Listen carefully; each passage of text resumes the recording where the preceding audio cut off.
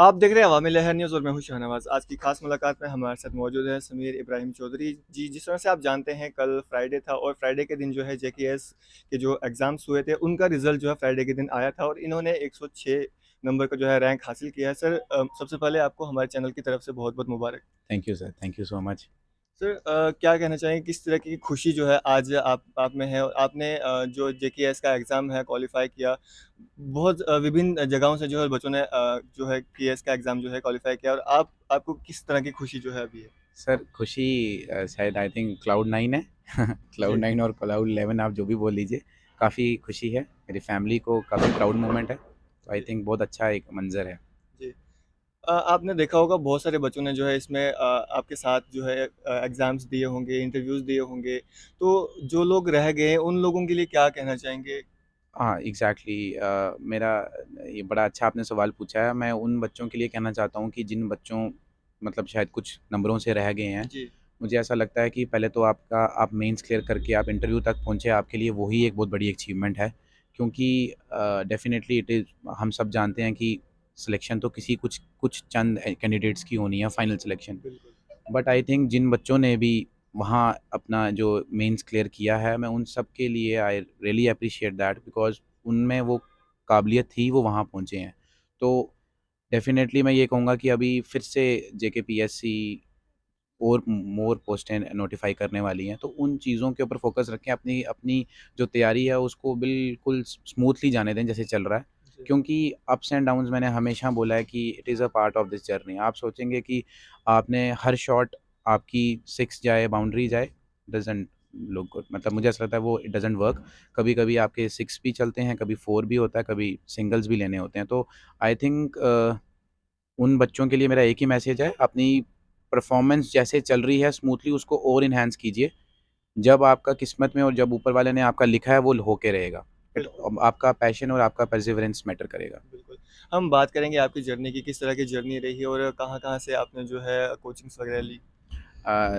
मेरी जो ग्रेजुएशन हुई है दैट जी, इज़ फ्रॉम एनआईटी श्रीनगर। जी, मेरे कंप्यूटर साइंस इंजीनियरिंग में मेरी स्ट्रीम थी। उसके बाद मैंने केएस 2016 के लिए अपना फॉर्म फिल किया था। तो मेरे उस एग्ज़ाम में मैंने आई थिंक मैं प्रीलिम्स, मेंस और इंटरव्यू की स्टेज तक पहुंचा था। इंटरव्यू से बाहर हुआ था जो मेरी फर्स्ट अटेम्प्ट थी। जी, उसके बाद मैंने इस एग्ज़ाम की तरफ फिर से अपने न्यू फ़ोकस्ड वे में अपनी अप्रोच को थोड़ा चेंज किया और फाइनली ये मेरी जो चेंजेस थी उन्होंने मुझे रिज़ल्ट्स दिए और जी, टुडे आज मेरा ये क्लियर है। तो रही बात मेरे प्रिपरेशन की फॉर ट्यूशन मेरी क्लासेस, तो मैं ये कहूँगा कि मेरे जो सिबलिंग्स हैं और मेरे जो ब्रदर हैं, मैंने हर जगह ज़िक्र किया है, जो मेरे सीनियर्स थे उन्होंने मुझे काफ़ी गाइड किया। उनकी जी, एक बहुत अच्छी गाइडिंग फ़ोर्स रही। कहीं न कहीं वो मुझे बताते रहते थे कि आपने ये चीज़ पढ़नी है, ये चीज़ नहीं पढ़नी। तो मैं ये उन बच्चों को कहना चाहता हूँ कि कोचिंग भी बहुत इम्पोर्टेंट ज़रूरी है, बट अगर आपको लगता है कि आपके घर पे या आपके आस-पास जो आपका कोई गार्डियन है, जिसने ये चीज़ इसके थ्रू जा रहे हैं, अगर वो आपको सजेस्ट करेंगे कि आपने ये चीज़ पढ़नी है, तो आप उसको भी फ़ॉलो कर सकते हैं। ज़रूरी बिल्कुल। नहीं है कि आपको कोचिंग ही आपको करनी है। कोचिंग करनी है, 1 लाख रुपया खर्चना है, आप वहाँ पे जाएँगे, क्योंकि आपको आज पढ़ने के लिए नियत चाहिए, मतलब बिल्कुल। आपको वो पैशन होना चाहिए, आप वो सब चीज़ें एक्सट्रैक्ट कर सकते हैं through the help of internet. जिस तरह से अभी बहुत सारे बच्चे जो हैं रह गए होंगे बहुत सारे लोग ऐसे होंगे उनमें जो ये हार मान चुके होंगे कि अब बहुत हो गया अब नहीं करना। तो उनके लिए किस तरह का मैसेज देना चाहेंगे आप? सर मेरा यही मैसेज है उनको कि आप लोग अगर मेंस क्लियर करके इंटरव्यू तक पहुँचे हैं, तो आप लोगों में वो कैपेबिलिटी है, वो आप में सारा जो रिक्वायर्ड स्किल है that you all people have that.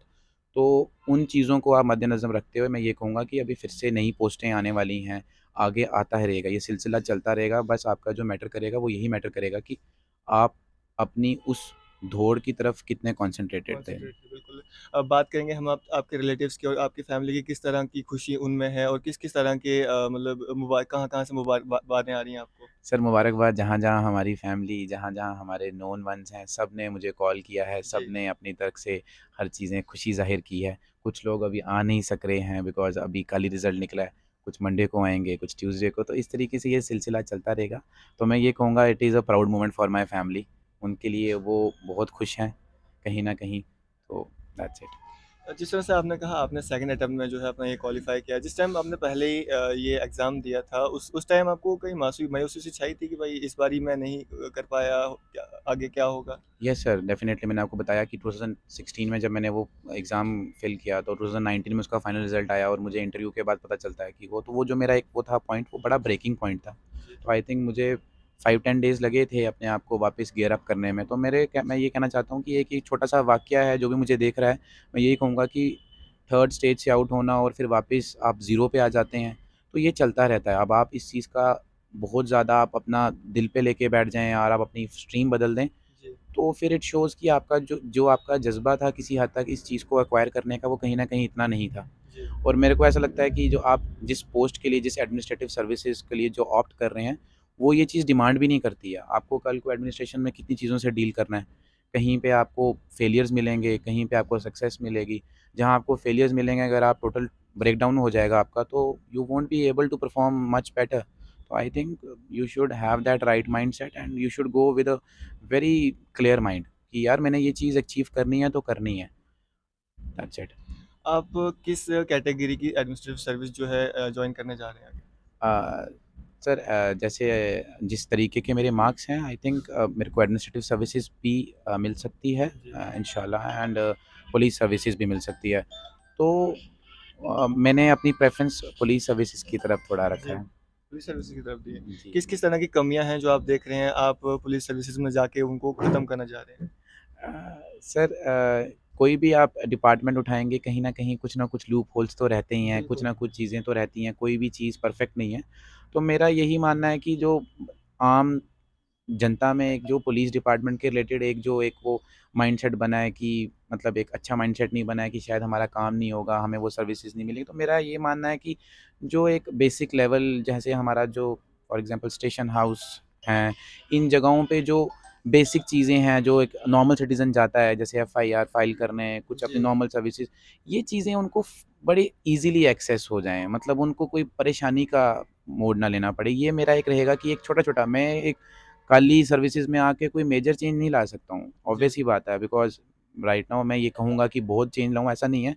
But मेरे जो छोटे-छोटे स्टेप्स रहेंगे towards changing this perspective, I will definitely take take those steps. जिस तरह से आप देखते हैं युवा जो है आजकल नशे की तरफ जा रहा है, मतलब वो पब्लिक सर्विस को मतलब नहीं, एक बार कहीं अगर रह जाता है, किसी भी चीज़ में बैकलॉग लग जाता है, उसके बाद वो हिम्मत हार जाते हैं, जी। नशे की तरफ चले जाते हैं। उन उन युवाओं के लिए क्या कहना चाहेंगे? सर आपने नशे के लिए बोला, ड्रग्स अब्यूज़ के लिए बोला, जी, इसमें एक बड़ा एक ऑपरेशन हमारा जम्मू कश्मीर पुलिस के द्वारा चल रहा है, ऑपरेशन संजीवनी, जिसके अंदर हमने बहुत चीज़ें अटेन की हैं, बहुत चीज़ों का ऑपरेशन संजीवनी।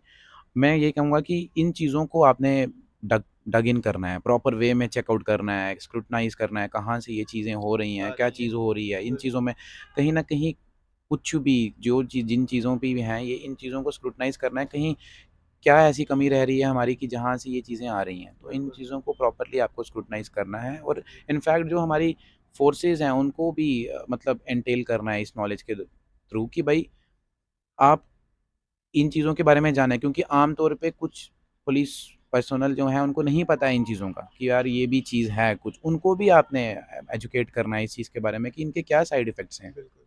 चलिए शुक्रिया हमारे साथ बातचीत करने के लिए। Thank you so much, thank you so much. तो ये थे हमारे साथ समीर इब्राहिम चौधरी जी, जिन्होंने जेकेएस क्वालिफ़ाई किया है और अपनी खुशी जो है आप तक ज़ाहिर की है। इसी तरह की मज़ीद अपडेट्स के लिए बने रहिए वामी लहर न्यूज़ के साथ। दीजिए इजाज़त, मैं शाहनवाज़।